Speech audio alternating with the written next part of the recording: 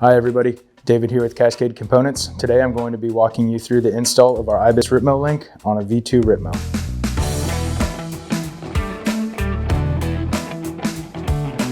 To install the link on your bike, you'll need the link itself, some grease, a rag, a torque wrench, shock pump, and 5 and 6 millimeter Allen wrenches. So the first step in getting the link installed on your bike is getting the back wheel out of the way. Once you have the wheel off, you can set it aside. We'll now work our way through and loosen all the bolts that we need to remove. We'll loosen up the shock mount bolts, the yoke attachment point bolts, and the bolts on the link itself. Okay, now that we have all of the bolts loosened, we'll remove the shock. Now, when pulling the shock out, there will be 2 plastic washers. Keep track of those and set everything aside. With the shock out of the way, we'll now remove the shock yoke. We'll remove all this hardware, set it aside, and we can wiggle the shock yoke off of the bike. Now the next step is to remove the upper link. This is a 5 millimeter wrench. It's a fairly tedious job to get these 2 upper bolts removed, so just take your time. Once you have both upper bolts out of the way, you can set those aside. Kind of let your frame rear triangle relax a little bit. You can spin the link off here and let your rear triangle go. Be careful when you let your triangle down that you don't let it slam into anything. Once that's out of the way, now we can remove these 2 lower bolts from the upper link. And when we have these 2 bolts out, we can just work this upper link down and out of the way.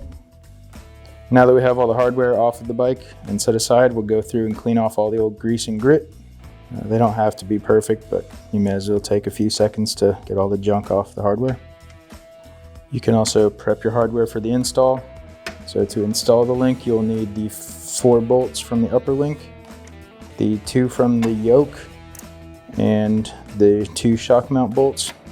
You will not need these 2 nuts on the inside of the upper yoke, so those can be set aside. Now that we have everything cleaned up, we'll put a little bit of grease on the smooth part of the yoke bolts, and we'll put a small amount of grease on the bottom of these upper link pivot bolts. Okay, now that we have everything greased and ready to install back on the bike, we'll grab our Cascade Components upper link and begin to put this in place. It can only go in one way. The frame side is narrower than the swing arm side, which is wider. So we'll get this fished into position on the bottom, and we'll get these 2 lower bolts started by hand. We can go ahead and gently snug these down by hand.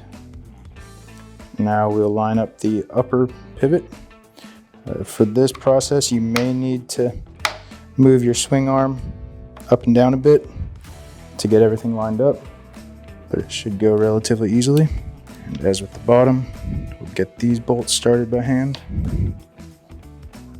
Now that we have all 4 of these bolts snugged down, we can go ahead and install the shock yoke. Before we get that installed, it's just a good idea to clean off any dirt or old grit. So now we'll grab our Cascade Components shock yoke and work this around through the frame and get it fit over the frame bushings. And you can just wiggle the link until it lines up. Grab your 2 yoke bolts, get them installed.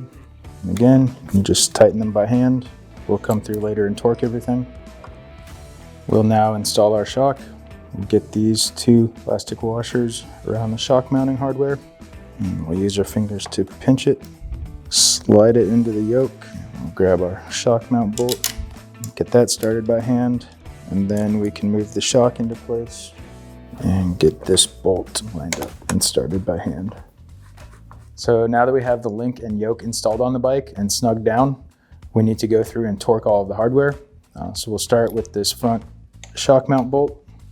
At the time of this filming, Ibis recommends 10 Newton meters of torque. The shock yoke bolts are also 10 Newton meters here. The upper link bolts are all 10 Newton meters as well. And when you are torquing these upper link bolts, you might notice that these are incredibly hard to get to with a torque wrench.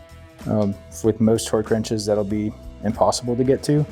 The easiest way to get these close to 10 Newton meters is use your hand with an Allen wrench to feel how tight this bolt is, and then replicate it as best you can on these two upper bolts. And last but not least, we'll torque the lower shock mount bolt.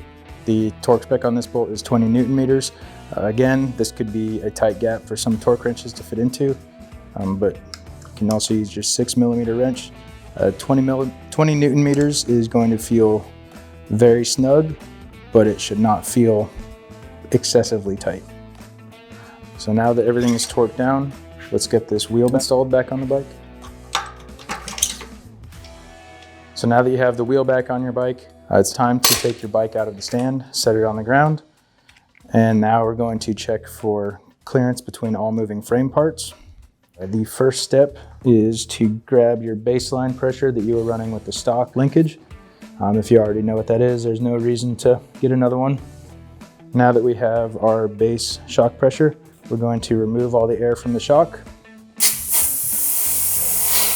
With all the air removed from the shock, we can now use our body weight to slowly compress the rear suspension until the shock is fully bottomed out. And we're looking for clearance between all moving parts.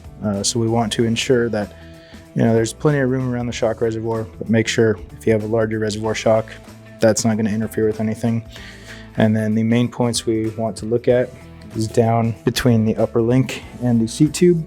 So we just want to make sure that the link is not contacting the frame at all, and that there's adequate clearance. And in this case, we're fine.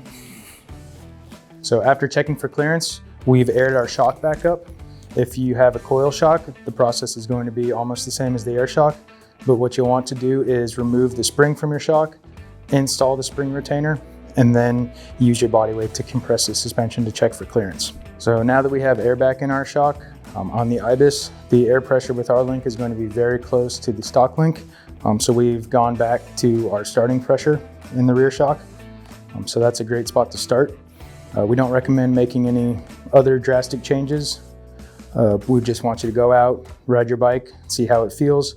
Your first ride out, you should take it a little bit easy to get a feel for how the bike rides now with the different linkage on there. Once you get a ride in, then you can adjust your air pressure, tokens, compression rebound settings, all that to make the bike fit how you want it to ride. So there you have it. That wraps up the install of the Cascade Components link onto the Ibis V2 Ripmo. If you have any questions about this product or any of our other products, check us out at cascadecomponents.bike.